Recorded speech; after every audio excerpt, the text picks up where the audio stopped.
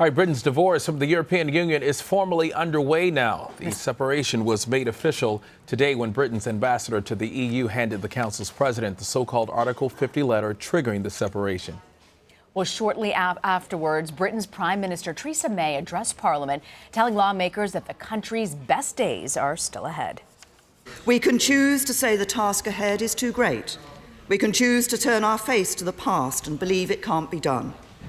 Or we can look forward with optimism and hope, and to believe in the enduring power of the British spirit. Yes. I choose to believe in Britain and that our best days lie ahead. Yes. All right, Griff Witte is the London bureau chief for the Washington Post. Griff, good to see you. Good to be here. All right, in your post about this today, you write that the move instantly plunged both Britain and the 27 other EU nations into 2 years of what will almost certainly be messy and acrimonious negotiations over the terms of divorce. So what are the issues that will be part of the negotiation between Britain and the EU? Well, it's a very long list. That's part of the problem here, is that Britain and the EU have been bound together for decades now, nearly half a century. And trying to untangle all of that is going to be just an absolutely enormous task. It's trade, it's security, it's immigration. It's virtually all British laws have some kind of European influence in them somewhere. And the Brits are going to have to figure out exactly what they want and what their bottom line is. They've said that immigration is going to be a key issue for them. But the Europeans have also said that if Britain wants out of the EU and if it wants control over its borders, then it's going to have to accept what every other country outside the EU accepts, which is that they don't get the same kind of trade privileges that EU members get. And so for a country like Britain that does about half of its trade worldwide with EU members, that's an awfully big impact, potentially. So Britain is going to be, immigration and trade are probably the two biggest issues here, with Britain hoping for more control over immigration, but also trying to get maximum access to EU trade.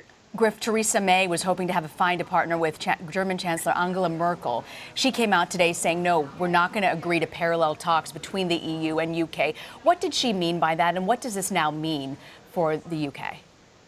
Well, there are two issues here. One is the divorce. Britain and the EU have to agree on their terms for separating from one another. And so that's a question that is going to have to be resolved. Europe is basically saying, we're going to do that first, and then next we're going to figure out what the new relationship is. So first you settle up, first you figure out how you separate from one another, then you figure out what comes next. Britain is saying something different. They're saying we can do all of this at the same time. We can do them in parallel with one another. And really, the difference there reflects the fact that Britain is feeling the crunch of having only 2 years to do these negotiations. It seems on the surface like a long time. 2 years is by any measure, a long period of time to talk. And yet, when you consider just how much is at stake here, how many issues have to be resolved, it's not very much time at all. And certainly doing a trade deal, something that can take 5 or 10 years, the idea of accomplishing it in just 2 years is something that a lot of experts say just isn't possible. So Britain is hoping to get both of those things squared away at the same time. Europe is saying not so fast. Let's figure out the terms of divorce first, then we'll figure out what we're doing next. And Griff, April 29th, that's the next big day to watch. That's when the EU leaders will meet to adopt Brexit guidelines. What's on the agenda there, and what are you looking for in the coming days and weeks? Well, the EU now has seen the letter that Theresa May has sent out, and they're going to have to figure out exactly how to respond to that.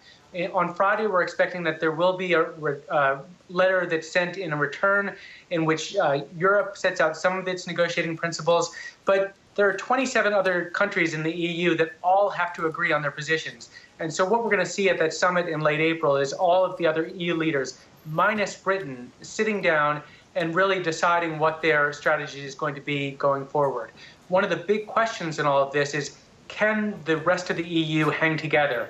So far, they've had a very united front in saying that they're going to take a tough line with Britain. They're not going to give in to the things that Britain is demanding. They're not going to give Britain a sweetheart deal, because if they do, then every other country in the EU is going to be rushing for the exits and wanting the exact same deal that Britain has. So one of the big questions going forward is, can the rest of the EU hang together in the way that it has so far? Another big question is, can Britain hang together? Scotland has threatened to go for another independence referendum. They could be bolting just as Britain is leaving the EU.